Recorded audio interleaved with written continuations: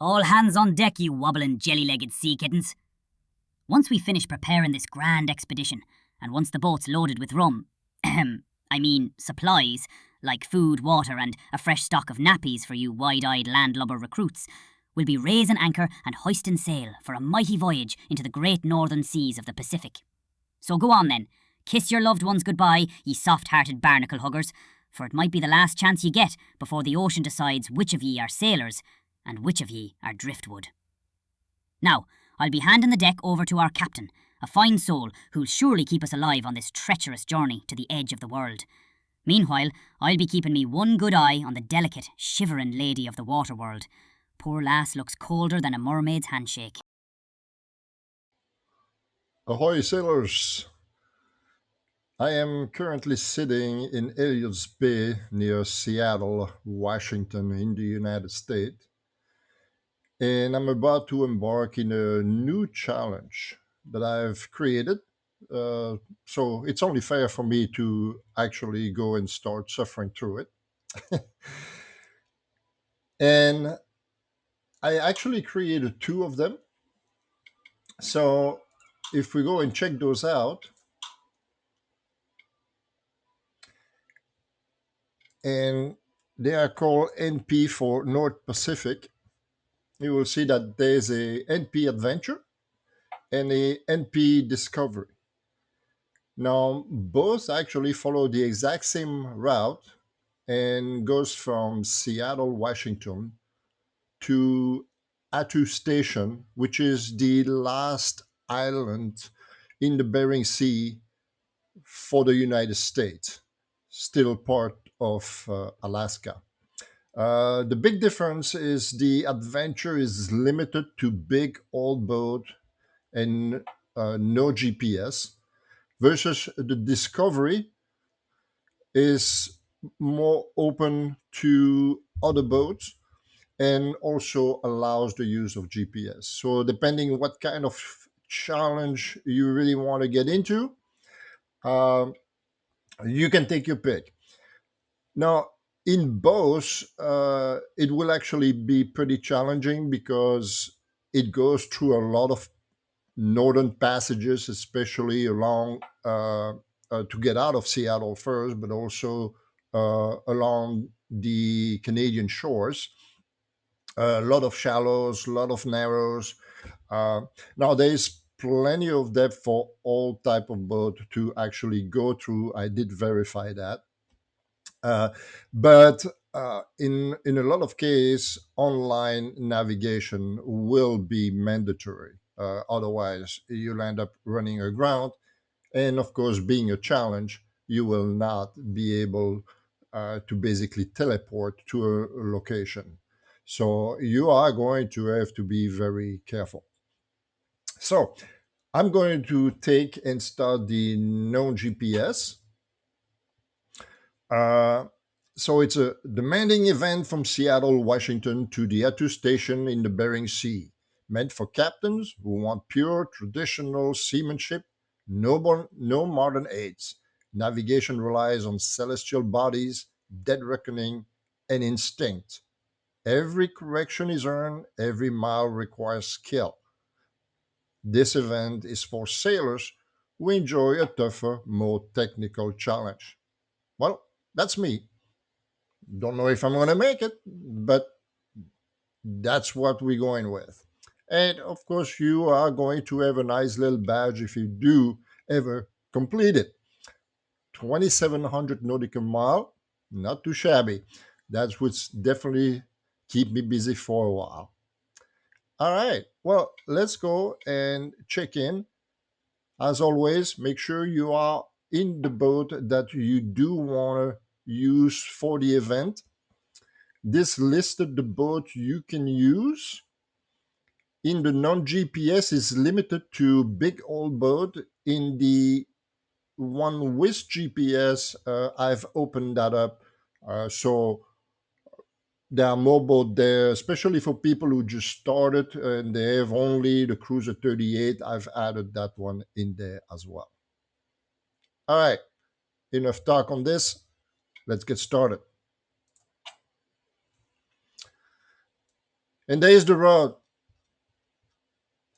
As you see, going all along the shores and finally ending up in Attu Station, the last island of the Bering Sea. This portion here, except maybe going through some islands, probably not too challenging. But without GPS, yeah, you're gonna have to know exactly where you are. A lot of little islands, some shallows. So there are sections where you definitely want to make sure that you are online to do the passage, uh, especially going through this area right here. You may actually even have to anchor at some point and wait for favorable winds, because this, of course, does not allow you to use the motor either. So it's this pure sailing challenge, growing to those passages. Now, the interesting thing here, it does show very shallow. So if you were to sail offline, uh, the server may actually not catch that and run you aground. So for this section here, make sure that you do sail this through online. Now, the interesting part is on the map itself, it says that the deepest point is 8 meter. Actually, it is not. I verified this by putting my boat, and mine said 300. Regardless, 8 meter is definitely enough for all the boats to make it through this. Uh, just again, uh, no offline, most likely, because the server will not pick that up. It could actually think you are running aground. So, fair warning to all sailors. So it's basically all an entire system of gates. So you need to go through each of those gates. If you miss one, you can always go back and circle back in, to allow you to actually make it count. And so we are here in Elliott Bay. As you see, because it's no GPS, we can no longer see my boat.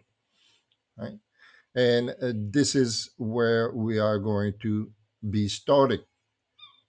So, very important, especially for no GPS, you need to familiarize yourself with the map, so you know kind of what direction you're going, and then using basically lights and using dead reckoning, we're going to basically have to make our progress through those channels while sailing. Wind also right now, oh yeah, no GPS doesn't show the wind. But according to windy.com, I should have decent wind getting out of the area. But as you see right now along the coast, it's mostly coming from the north. Now, here together started, it is actually coming from the south. It is circling back out. So, for quite some time, I will be able to make some decent progress. Uh, Once I arrive in this area, it's wide enough to do some tack, so we'll have to see and adapt.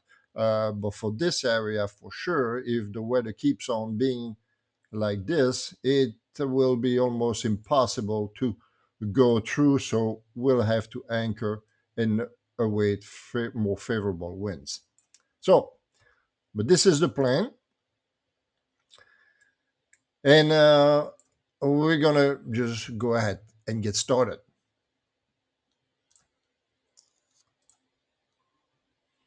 I have, as a boat, I have chose the Partridge, to get on this voyage. Already have like my sails ready here, so we're gonna go ahead and lift them all up. Oh,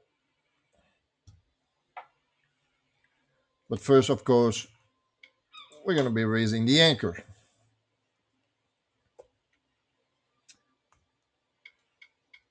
Yep. Okay, we're good. Come on. My key, my key for some reason is not responding. What's going on? Oh, wait a minute. I think I know. Sail mode. No, invincible. So that's good. So why are my key not responding? You ran out of food. Well, I even haven't started yet. Yeah, this is also a requirement, which I forgot already to set myself up before I start the crossing line. I was just going to do that, but good thing this is a reminder. So crew size, it is only me. Food, I definitely need a few. So I'm gonna go ahead with this is a kilogram. So I'm gonna go with 200 kilos. Water, I'm gonna go with 200 liters. So when it comes to food, if I recall properly, you will need 1 kilogram per crew member on your boat per day, and you will need 1.5 liter per crew member per day. Also, water, I believe if it's above 30 degrees Celsius or in the summertime it's getting hot, it can go up to 3 liter a day. Finally, during a race or a challenge, you need to pack that food and water before you start. You will not be allowed to re-provision while you are doing the race. So you got to make sure that you have plenty enough to complete the entire event. All right, so now that this is set, we should be able to get going. And jib one and jib two and jib three. And that should give us a good set of sails.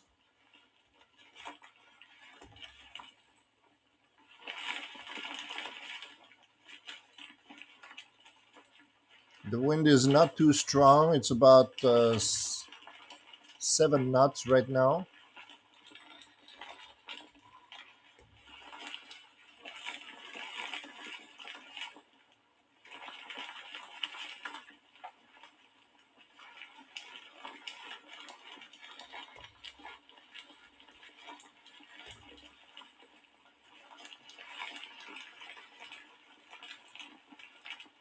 All right, and let's get us started into the wind. Well, we're not gonna use automated navigation yet because we need to be able to turn into the wind.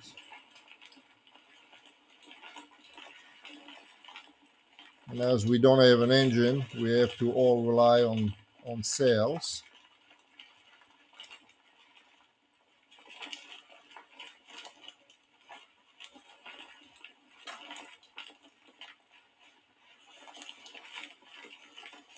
And I would probably want to be somewhere around 20 or so degree of north, uh, enough to get out of the bay.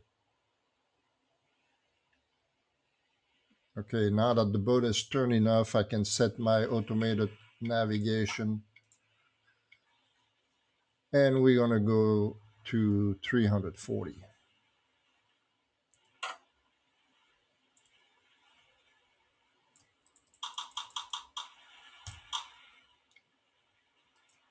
All right, we can start setting up our sails.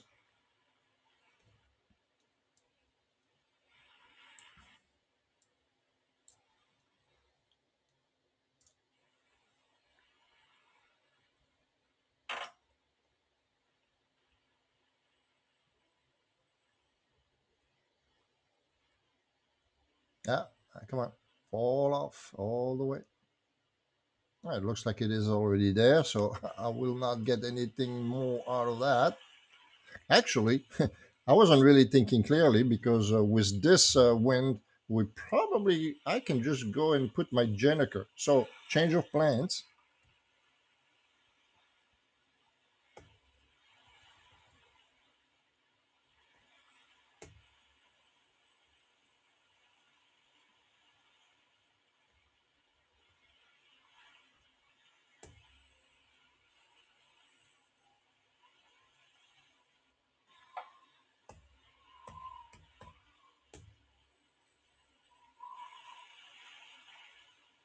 And even before all of that,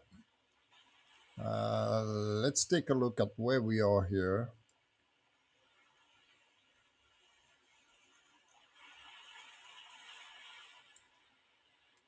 So this is Elliott Bay with Seattle in the background.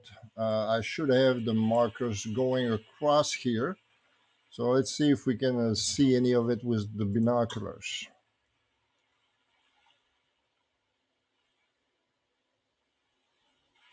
Yep, there's one.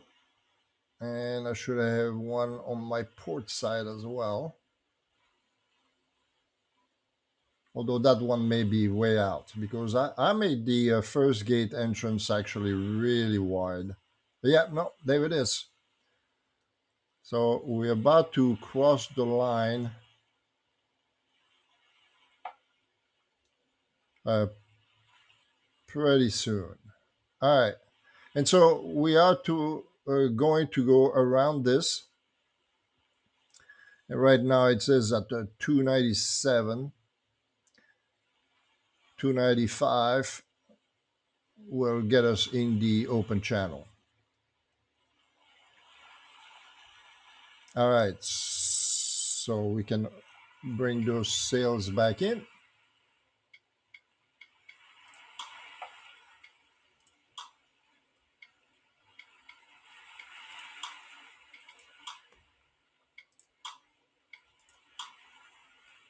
And get our Jenica.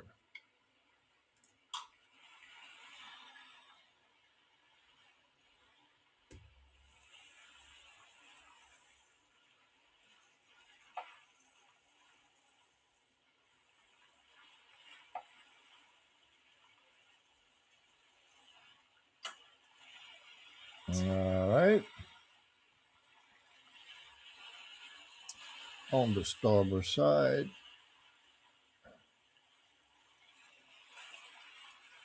Come on.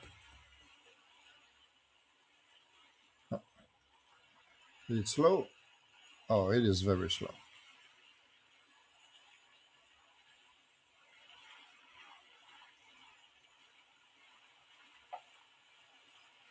Yeah, some of those sails on boats have a long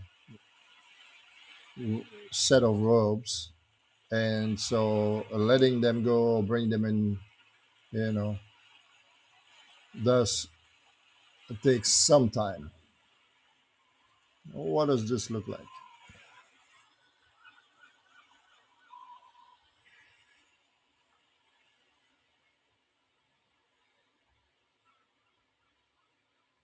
Not too shabby.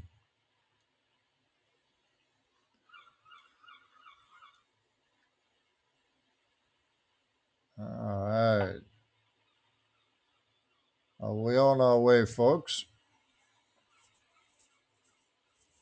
And it looks like I just passed the starting line.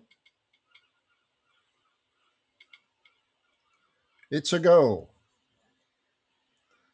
Beautiful. And so, again, taking a look at our map here. So, we have just passed the line. We're probably in this area right here. And so I'm going to have to go then to, as I saw, the 295. We will be looking for those two lights here to go in between. But other than that, for now, we basically follow that uh, coastline. Remember, without any GPS, we really are using dead reckoning, so we'll need to be observant and use whatever we can to ensure that we are going actually in the proper channel, because some of these are actually pretty wide, and so you may not see that with the naked eye all the details.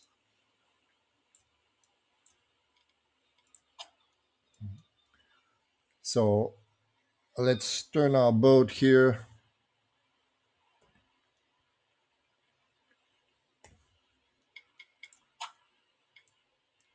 and we'll go with 300 for now.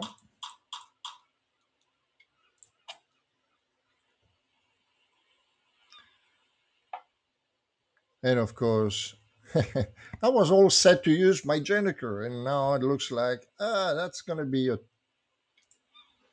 really tight spot. Oh, come on. They keep some clicking over every time. There we go. 3.5 knot. Yeah, I can't really use the Jennifer at this point. Well, actually, I've never tried this on this boat.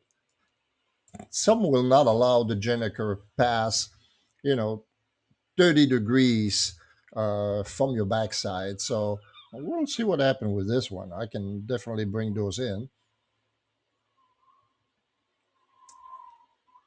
This is all about trying things. So main sheet first.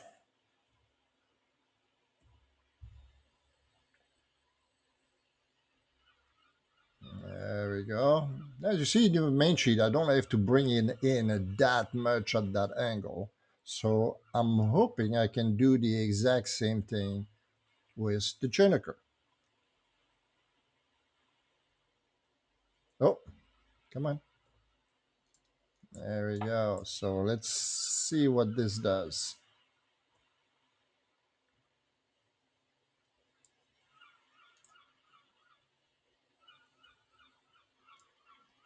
A lot more pressure on the sail.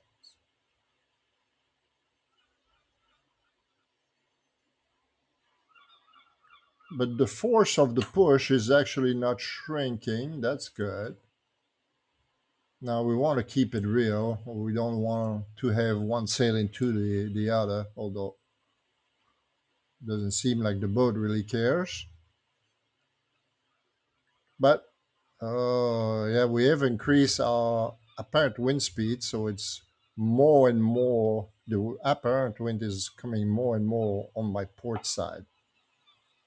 So the Jenica definitely is probably not going to be a very good solution. For sure, not past this, going at 4 knots.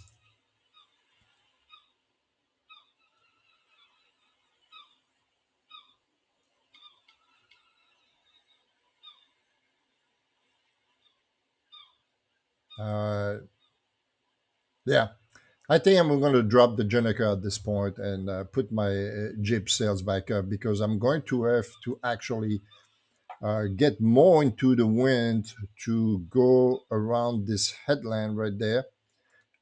So the Jenica is going to pretty much become useless at that point. So let's do that. Change of plans one more time.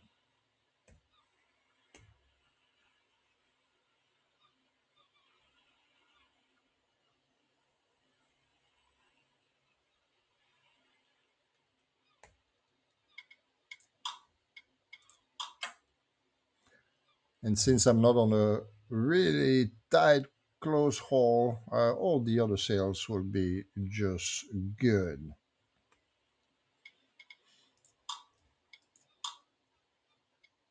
Good practice, good practice. Oh, I'm off the screen there, Pappy.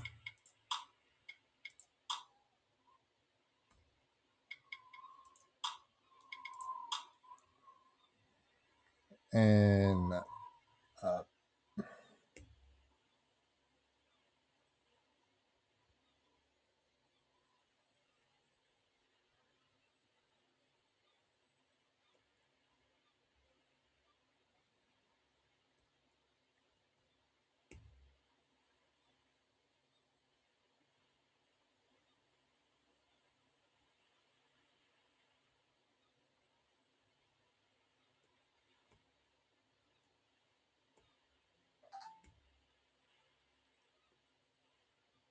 And as the wind is really coming at a nice angle on our port side, actually the top gaff sail will be effective. Definitely not in close haul, but at that angle, that will be perfect. So we can add that one as well.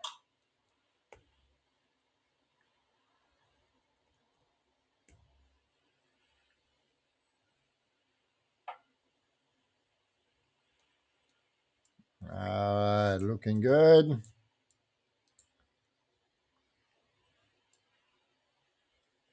Now let's go ahead and go over each sail and adjust them accordingly. So jib one,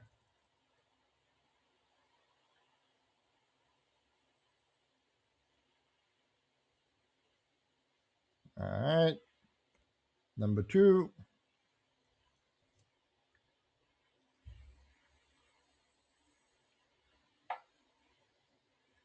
number three,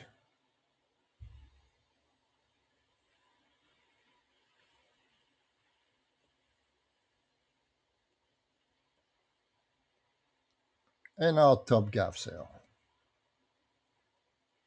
And that one is actually pretty good. Typically, there's not really much adjustment on that one at all. And it follows the main gaff sail pretty good. So we're all good. So let's fall off a little bit more then. If I recall correctly, we were looking at 295. There's really also no shallows here unless I go inside. Yeah, so that actually pretty shallow there. So I need to stay off the coast somewhat. Not sure. So we have a yellow flashing port side and green flashing right side. Not sure we can see those yet. Let's take a look.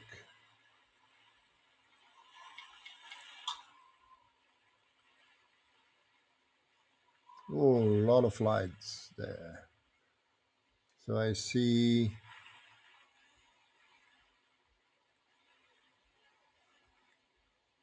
yellow, yellow, red, green, yellow. So quite a lot of light here. So we want to basically aim.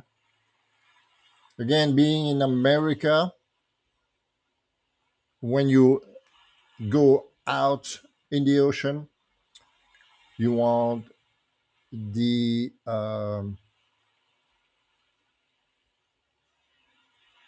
yeah, you want the green light on your starboard side and the red line or the red light on your port side. Now it looks like, interestingly enough, there's a green and a red one that are almost aligned there at 288. Let's take a look at what that is.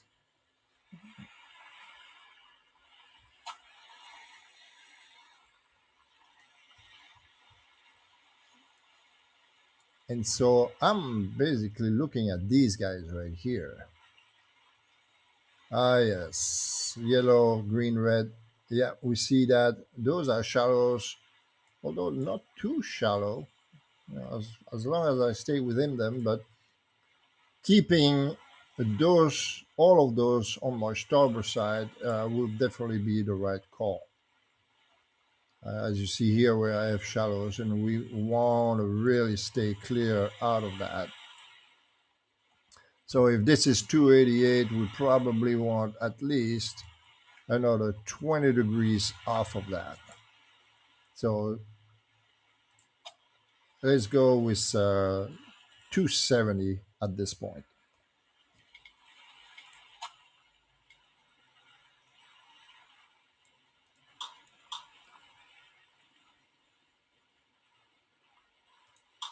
Well, let's start with 280 first and take a look at what we have.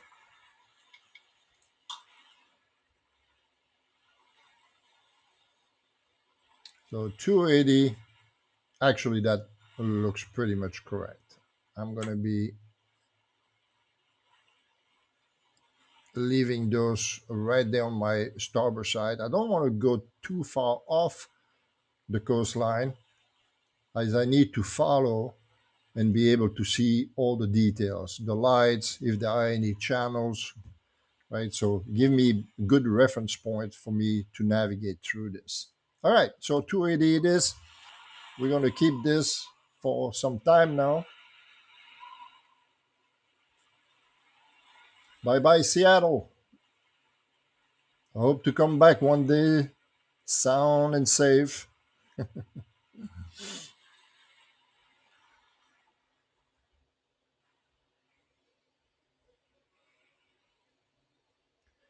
All right, guys, I'm on my way here. I will report later and let you know how the progress goes.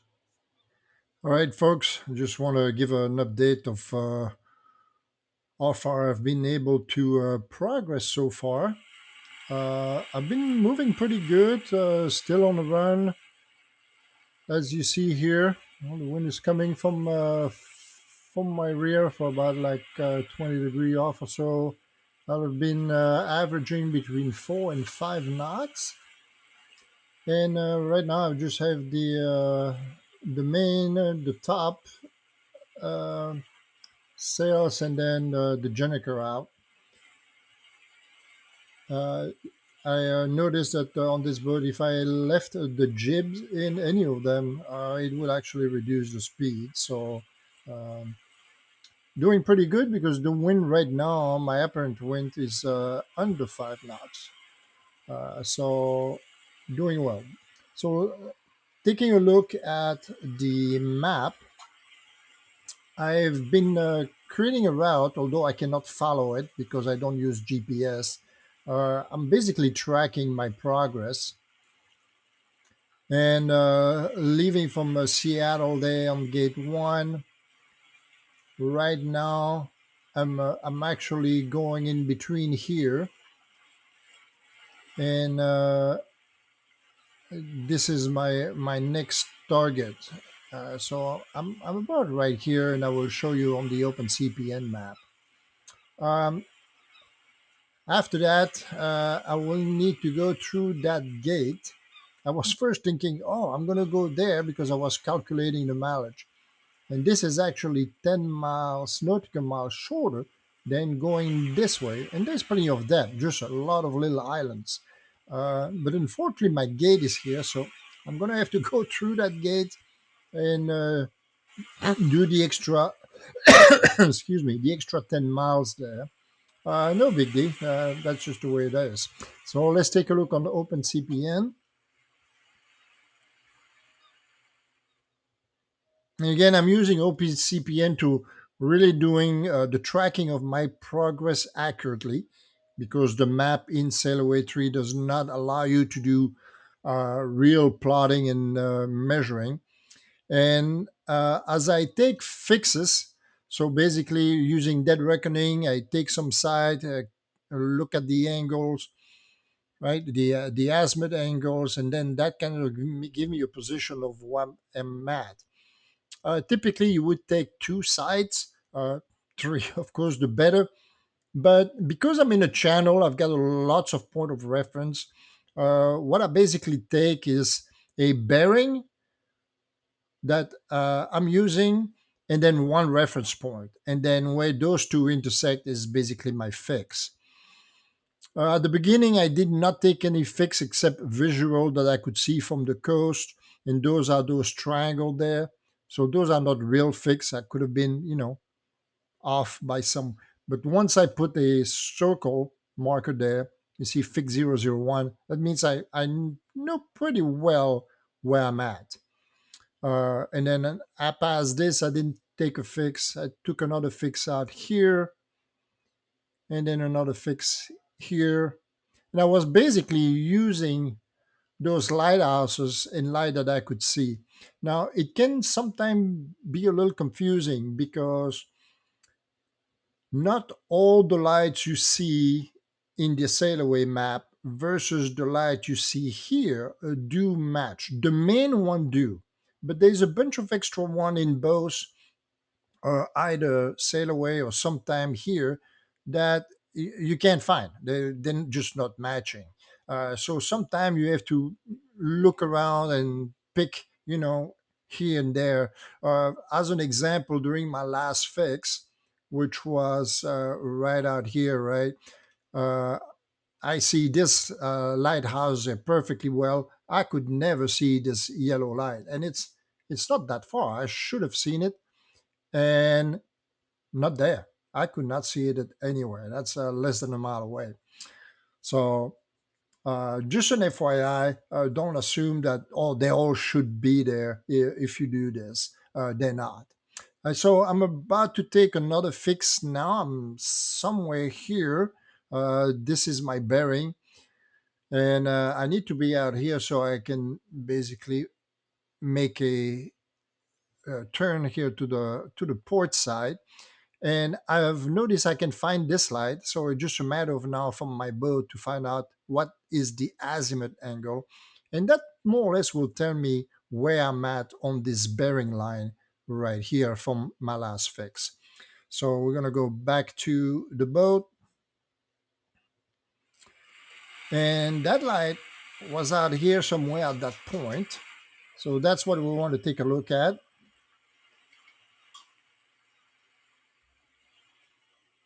And there it is. We can see it really nice and clear. And we are the white one is actually the one I have to look at. So between those two there, it's fine.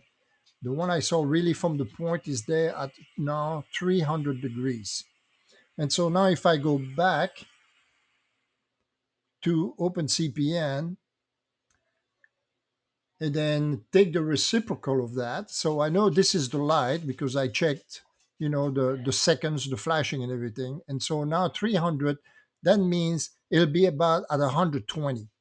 So we basically go down this line until I see 120, which is right there.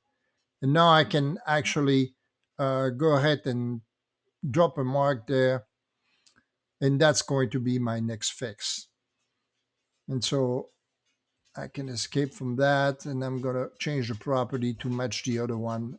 So this is going to be my fix 007, and I change those in circle. So I know the difference just by quickly looking if it's a fix or just an approximate point. And there we go. And so now I can correct this last line that I typically don't attach that to my rod, so I can blow that away and then join my previous fix. Yes, and add to the route. Yes, and then go to this one. Yes, and then go and project again that exact same bearing I'm doing right now, right? And so I forgot what it was. It's probably around 323, if I correct. Let's go check real quick. We don't want to make mistakes here. So let's find out what is my bearing. And two, I could look at the compass, but this is more precise right here. So it's mating at 322. Okay, back to OpenCPN. So 322 is my current bearing. And don't attach to the rod. I don't want to attach to the rod because otherwise I cannot delete it separately. I mean, I can, but I've got to go in edit and all that stuff, many steps. So typically when I'm only using a bearing, I attach it to the point, but not to the rod, so it's easy for me to delete. And we go to 322. And that pretty much going to give me, which is fine. I want to stay kind of in the middle there. There we go, 322. And then I can probably have another fix once I have this light there perpendicular to my route. So once I have 54 plus 180, that's at 234. Right, so I get at 234, and that means I will be exactly there. And then we probably can start cutting short from there at that point. Right, and So I can now go through here, and my gate is going to be out here somewhere.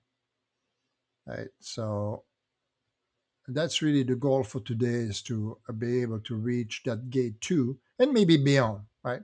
However much time I have today before I need to go to bed, which is still far away. So we're doing good, pretty good progress. So far, uh, I've done a total of up the route here. What is it? 26 miles? Yeah, 26.6 nautical miles since my start from Seattle. So doing good, doing good. All right, guys.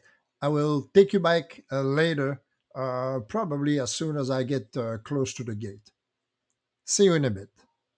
Well, folks, I was really hoping to make it to gate number two, and fortunately, the wind totally died on me, which was expected about 2 hours ago. But now, uh, almost over more than an hour ago, I should have 7, 8 knots of wind per windy.com, and it definitely did not pick up in Sailaway. Also, the direction should have shifted coming from the northwest, and it's still coming from the southeast. And so I've been stuck here, really not moving. As you see, like one knot, no matter what I do. So because this is kind of a shallow, uh, I'm near an area that supposedly you see that green light there. That's really actually close to me. If I look at the map, let's see here. There you go. So this is where gate number two is approximately. I'm currently here. This is my last fix, and I've been caught in here for almost 3 hours. I haven't really moved at all. That was that green light we just saw earlier. And I was able to basically, between that, the green light, and this other lighthouse here, those three, I did was a really good fix. Too bad, because it really only uh, leaves me what, about 16 miles left. That's it. So really close.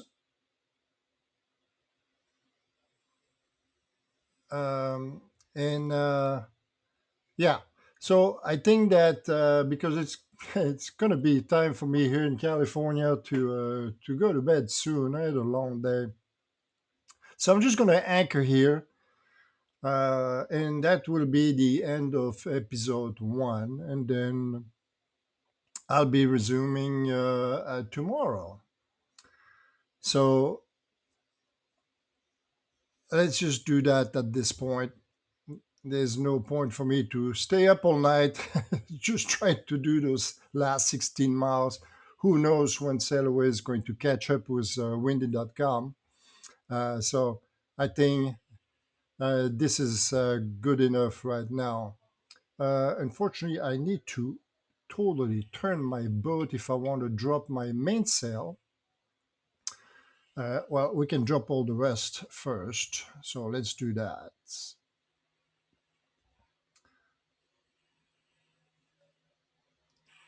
Uh, Come on. Uh,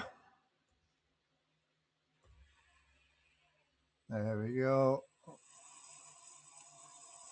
Yeah, I had the Jenniker, I had all the jib out and everything, trying to catch as much with or without. It actually made no difference. Um, and I was stuck for a knot for over 3 hours now.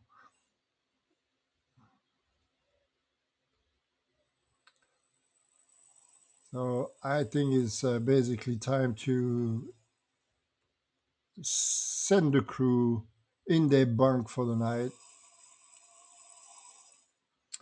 and we'll resume that tomorrow. There we go. And now let's see here. Auto nav, no. So I can turn using the helm.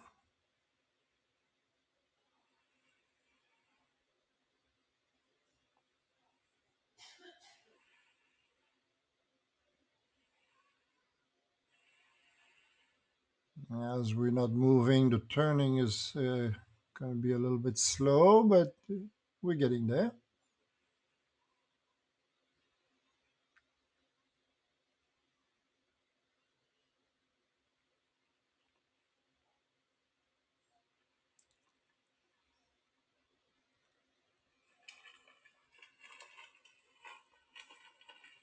Another 60 degrees.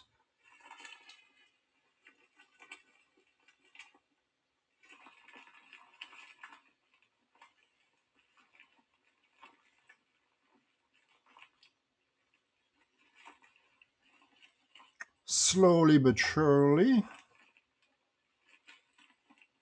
30 degrees.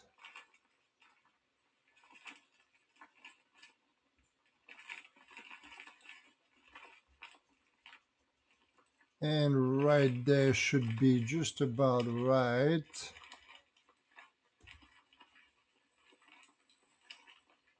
And there you go. So we can now drop the anchor. No. Wait a minute. Why can I not? Oh, because some sail are still out. Oh, yeah. My top gaff. Totally forgot about that little guy up there. There we go. So now we can drop anchor. Perfect.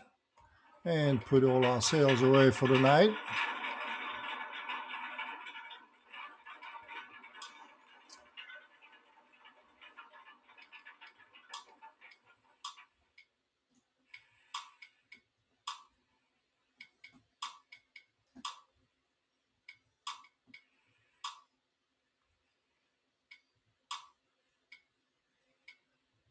And voila. All right, folks. Well, it was a fun long day. Nice moon out. And I will pick you guys back up on the next episode on this Northern Pacific Challenge. Have a good night. Papi Bazooka signing off.